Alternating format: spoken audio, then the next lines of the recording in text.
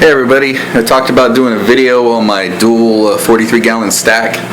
First, just thought I'd let you know these tanks, the two 43s and the 20 I'm using on the bottom for sump, were purchased from a local fish store when it was closing.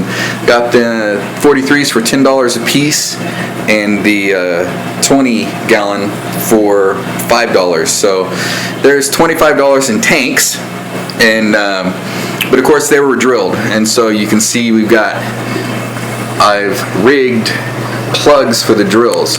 And what I did was I used, I think it's 1 inch to 3/4 inch and silicone with caps to seal those off, and capping it off on the top. And what I did was I didn't seal the tops, because that way I could use them as drainage pipes from either side if I need to switch it around. So I got that glare on there, so you can see I've got that drainage pipe there. So that's how I did all of the plugs in there, is with those, and sealed them with silicone. So anyway, so the basics are, you have the sump pump down here, and it's pumping up through here and coming down here, and I just anchored that on there with a little zip tie. And one thing I did as a siphon break was I drilled a couple tiny little holes in the hose, and not only does it act as a siphon break, but it actually, as the water comes through, it actually sucks air in and helps aerate the water as well.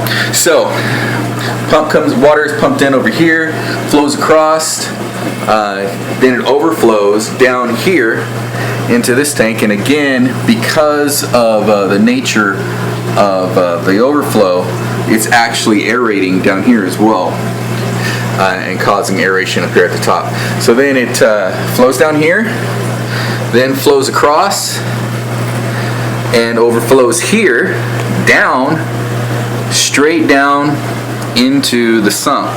And what I've done in the sump is I've used these little $6-7 Rubbermaid canisters, and it looks like I need to change my filter floss. Actually, it's just poly fiber. But all I did was I come down, have the pipe come all the way down to the bottom, and put a little L on there, drilled holes in that, and the water just comes out at the bottom. And then it has to filter up through the fiber. And then I used some PVC fittings there to come across to my bin with all of my media in it. And I've got a mixture of media in there. I have some regular kind of blue ball stuff, and some pumice, and some lava stone in there. And then I just drilled some holes in the bottom of that the water flows out of. And of course I have my heaters down here, dual heaters. And then the only other thing I really have on this is I've got a Fluval air pump that is driving 2 sponge filters. And those are my backup filtration in case something happens to the sump pump. I've got something, and also if I need to, if my German red colony, which is hard to tell because I have no lighting on this, but I have 5 females and 1 male who likes to hide in his little cave underneath, and so I should be getting some holding females soon.